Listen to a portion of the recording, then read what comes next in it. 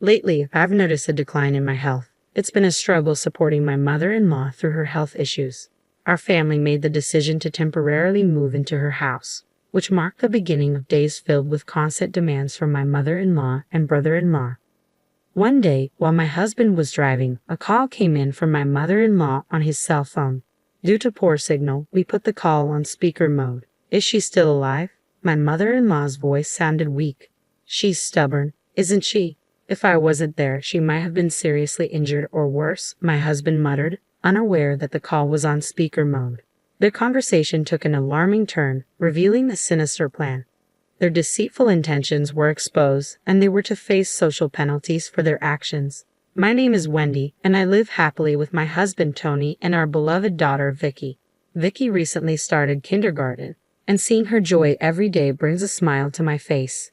Then one day, my husband received a call from my mother-in-law, Barbara. My health's been declining recently, she said weakly.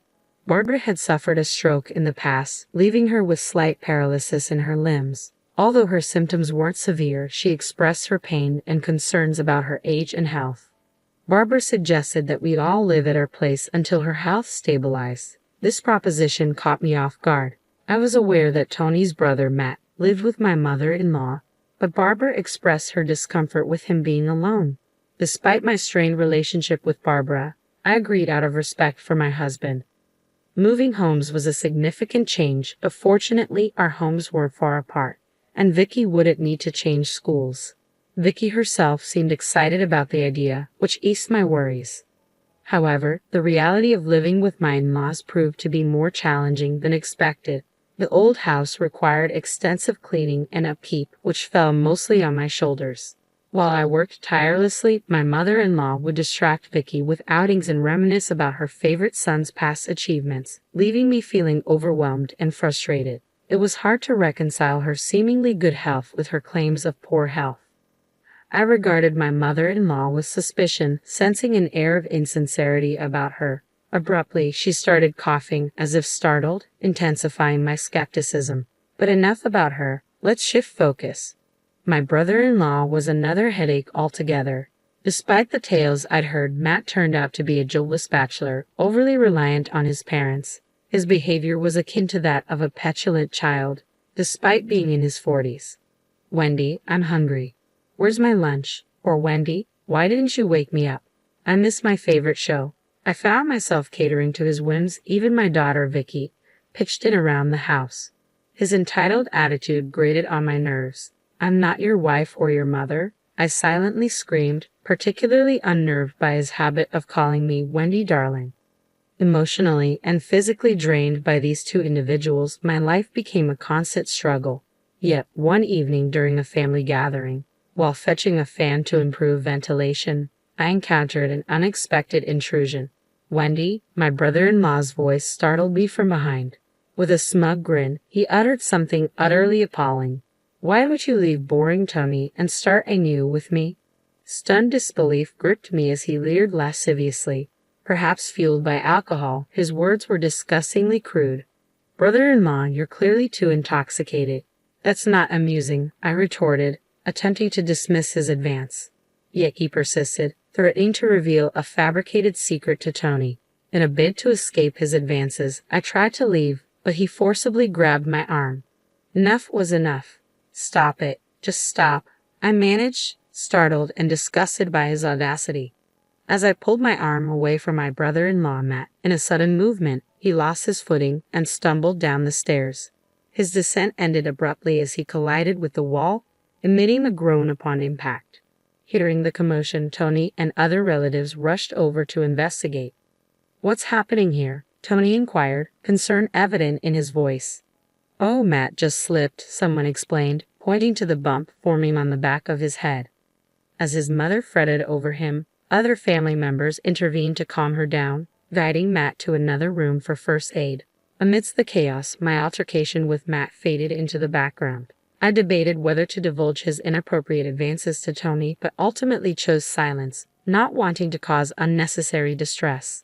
With that decision weighing on my mind, I headed towards the living room, where everyone had gathered. In the hallway, I noticed Vicky, her expression etched with concern. I'm sorry if I startled you, honey. Let's get you back to bed. Okay, I reassured her, noting the subtle unease in her demeanor.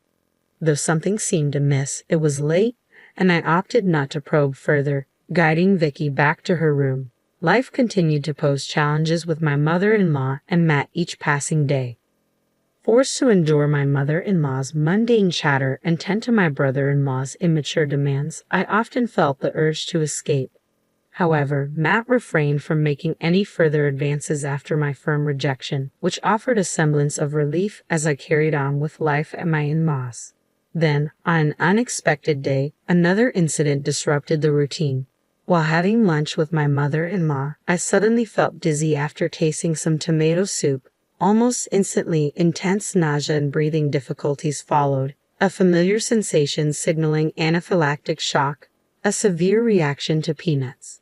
With my brother-in-law present, we promptly dialed for an ambulance, though his panicked demeanor hinted at his struggle to recall the emergency number.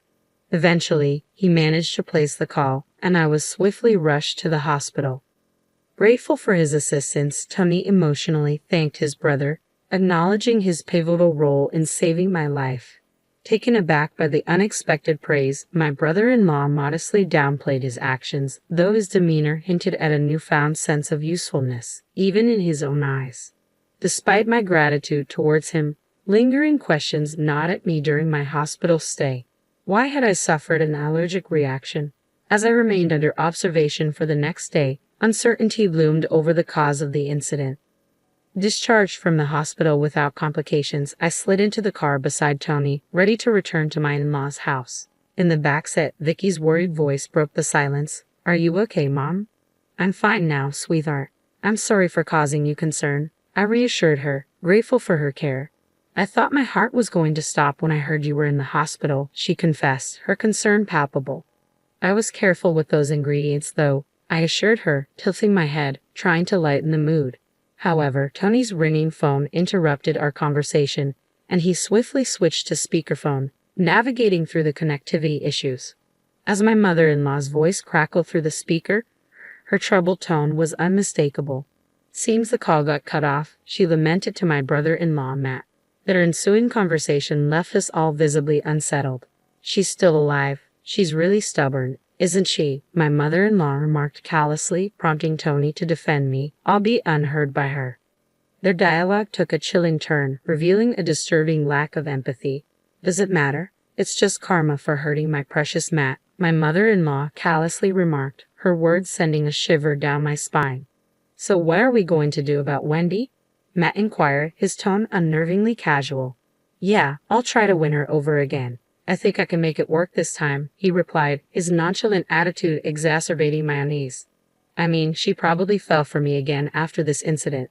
After all, I'm her lifesaver, aren't I?" Matt's boastful voice filled the room, oblivious to the fact that their conversation was overheard. Meanwhile, Tony and I exchanged speechless glances, taken aback by their unsettling discussion. Later, when we finally arrived at my in-laws' house, it was evident that we were behind schedule. "You should manage your time better, Tony. And why didn't you answer the phone? I needed you to pick something up on your way back," my mother-in-law scolded, seemingly oblivious to the tension in the air. Tony and I, however, wore stern expressions, unable to ignore the gravity of what we had just heard. Once inside, Tony and I pulled my in-laws aside for a serious conversation. As our daughter retreated to her room, I handed Tony's phone to my in-laws, putting back the recorded conversation that had been captured unknowingly. Their faces turned pale with shock as the truth unfolded before them. "How did you?" my mother-in-law began, but I silenced her with a glare demanding answers. "What in the world is going on here?" I pressed, my tone firm and unwavering.